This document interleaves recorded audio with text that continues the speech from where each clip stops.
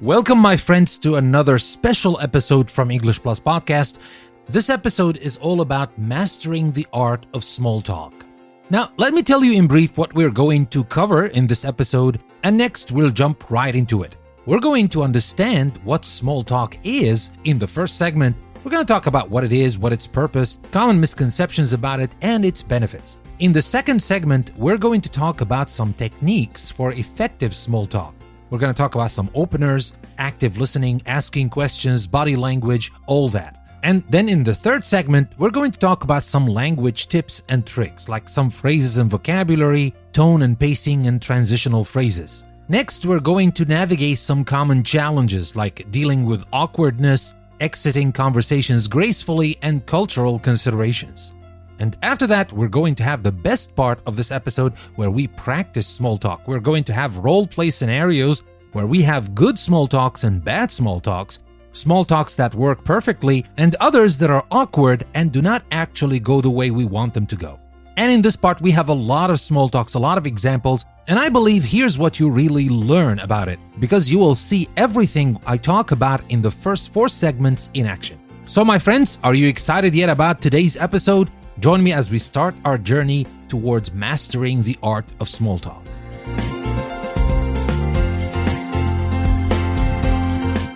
Hello there, my dear English learners and language enthusiasts. This is Danny, your host for English Plus Podcast, the podcast that goes beyond the classroom to help you conquer real-life English. Today, we're diving into an art form that can unlock new opportunities, forge connections, and even land you your dream job. It's the art of small talk. Now, I know what you might be thinking. Small talk? Really? Isn't that just chit-chat and weather reports? Well, not quite. Small talk is the unsung hero of communication. It's the bridge between strangers, the warm-up act before the main conversation. And trust me, it's a skill that can have a massive impact on your life. I'll never forget this one time at a networking event. I just finished a delicious mini quiche. Don't judge, they were good. When I found myself standing next to a man in a rather loud Hawaiian shirt, we struck up a conversation about the questionable appetizers, and before I knew it, we were discussing our career aspirations. Turns out, he was a recruiter for a company I'd been dying to work for. That chance encounter, sparked by a bit of small talk, led to an interview and eventually a job offer. So yeah, I'm a big believer in the power of small talk. In this episode, we're going to unpack the magic behind those seemingly casual conversations. We'll debunk some myths, share practical tips, and even give you some phrases you can use right away. By the end, you'll be a small talk maestro, ready to charm your way through any social situation. So grab your favorite beverage, get comfy, and let's get chatty.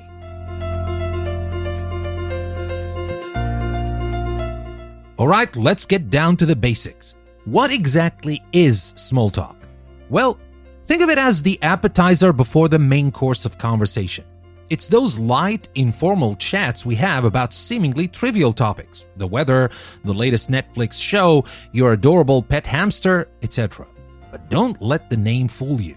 Small talk isn't just about filling awkward silences. It's a social lubricant that helps us connect with others, build rapport, and create a comfortable atmosphere. It's the first step towards deeper conversations, whether you're networking at a conference or chatting with your neighbor over the fence. Now, I know some of you might be rolling your eyes thinking, small talk is so superficial.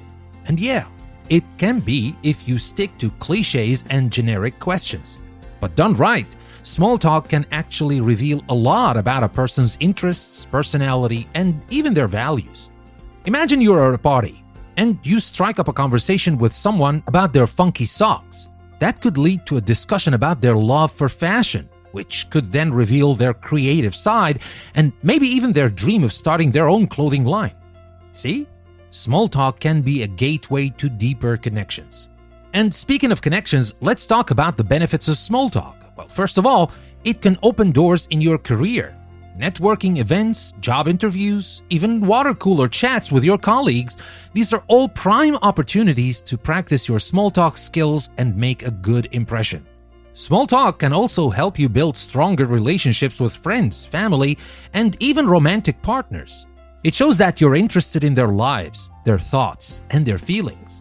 Plus, it can make those everyday interactions a lot more enjoyable. So the next time you're tempted to skip the small talk, remember this. It's not just about the weather or the traffic. It's about building connections, creating opportunities, and making life a little bit brighter.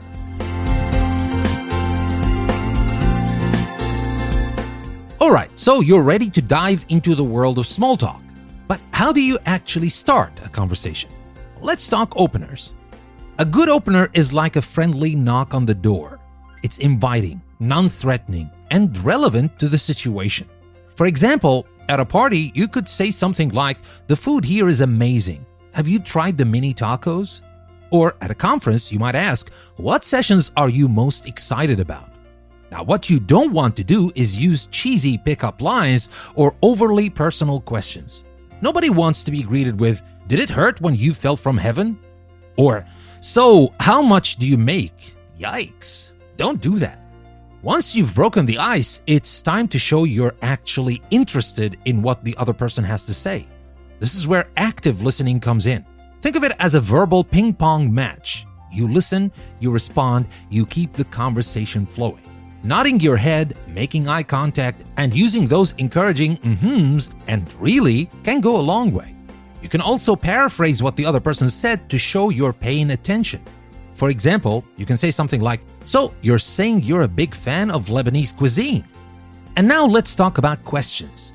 Asking the right questions is like adding fuel to the conversational fire. Open-ended questions that can't be answered with a simple yes or no are your best bet. Instead of asking, "Are you enjoying the party?" try, "What do you think of the music selection?" And while we're on the topic of questions, remember to avoid prying. Personal questions about finances, relationships, or health are off limits in the early stages of small talk. And finally, let's not forget about body language. Our nonverbal cues speak volumes. Standing tall, smiling genuinely, and maintaining an open posture can make you seem approachable and confident. On the flip side, crossing your arm, fidgeting, or staring at your phone can send a message that you're bored or uninterested. So there you have it. Some key techniques to take your small talk from awkward to awesome. Remember, practice makes perfect, so don't be afraid to experiment and find what works best for you. And now let's move on and focus on the language aspects of small talk. That's coming next. Don't go anywhere. I'll be right back.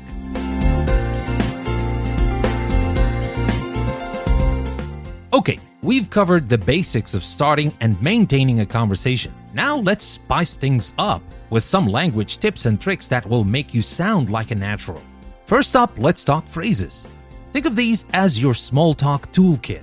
Having a few go-to phrases can boost your confidence and help you navigate those awkward pauses. Here are a few of my favorites. Now, to break the ice, you can say something like, "Hi, I don't think we've met. I'm Danny." It's as simple as that, but it's very effective. Or to compliment someone, you can say something like, "I love your necklace. Where'd you get it?"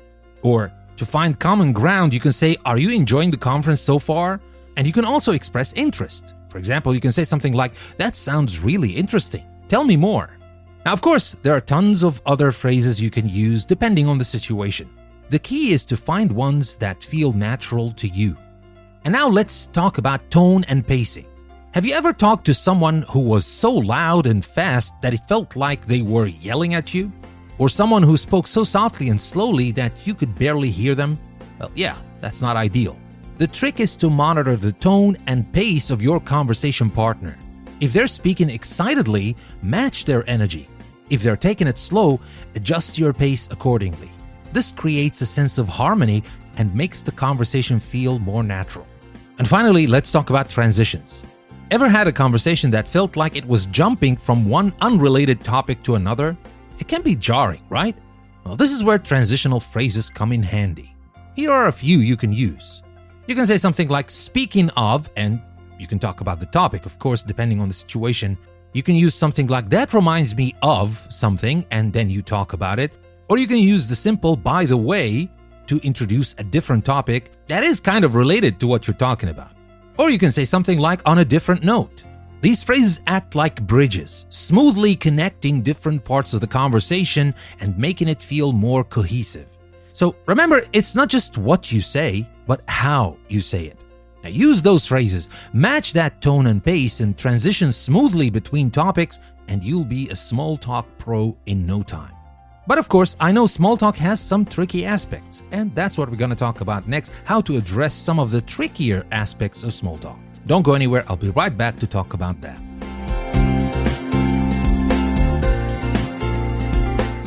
Okay, let's face it. Small talk isn't always smooth sailing. There will be awkward silences, embarrassing moments, and maybe even a few cultural faux pas. But don't worry, I've got you covered. First up, let's talk about awkwardness. We've all been there. You say something cringy, the conversation stalls, and you start sweating profusely. It happens to the best of us. Don't worry. If it happened to you, don't be ashamed. It happened to the best of us, happened to me, happened to everybody else. But here's the secret. Awkwardness is only awkward if you make it awkward. Instead of panicking, acknowledge the awkwardness with a self-deprecating joke or a simple, well, that was awkward. You'll be surprised how quickly the tension can dissipate with a little humor. If you're stuck in an awkward silence, try changing the subject or asking a new question. You could also excuse yourself to grab a drink or say hello to someone else. The key is to keep it light and casual. Now, speaking of excusing yourself, let's talk about gracefully ending a conversation. It's like landing a plane. You want to do it smoothly and without any crashes. Now, here are a few polite ways to exit a conversation. You can say something like, "It was great chatting with you, but I should mingle a bit." Or, "I'm going to grab another drink. Would you like one?" Or you can say something like, "I promised myself I'd check out the art exhibit. I should go do that." Now, you can also summarize the conversation and express your appreciation. You can say something like, "It was so nice hearing about your trip to Thailand. Thanks for sharing." And now let's not forget about cultural considerations. Let's dive into the fascinating world of cultural considerations. Small talk etiquette can vary drastically from one culture to another. For example, in some cultures, it's perfectly normal to ask personal questions right off the bat, while in others, that would be considered rude. And I would have to say most cultures would consider that to be rude, but in some cultures it might be okay. Now, here are a few tips for navigating small talk in different cultures. You'll have to do your research. Learn about the communication style and customs of the culture you'll be interacting with. And if there's no research, or if you didn't have the time to do your research, well, simply observe and adapt. Pay attention to how locals interact with each other and adjust your behavior accordingly. And it goes without saying to be respectful and open-minded. Don't judge other cultures' customs based on your own. Now, of course, you don't have to change what you believe in or to change your culture for them. And the same goes the other way. They don't have to change their culture for you. It's just about respecting each other's culture, that's all. By being mindful of these differences, you can avoid awkwardness and show respect for the people you're interacting with. Remember, small talk is a global language, but it has different dialects. By being aware of those dialects, you can communicate effectively and build meaningful connections with people from all walks of life. And now we're done with the theory, with what you should do and what you shouldn't do. Now it's time to get practical. We're going to listen to a few small talks, and some of them went brilliantly and some others were awkward. And we're going to talk about the reasons why some of them were awkward and some of them were very good. That's coming next. Don't go anywhere. I'll be right back. If you've been enjoying this episode so far and want to dive deeper into the full discussion, the rest of the episode is available exclusively for premium subscribers on Apple Podcasts and Patreon.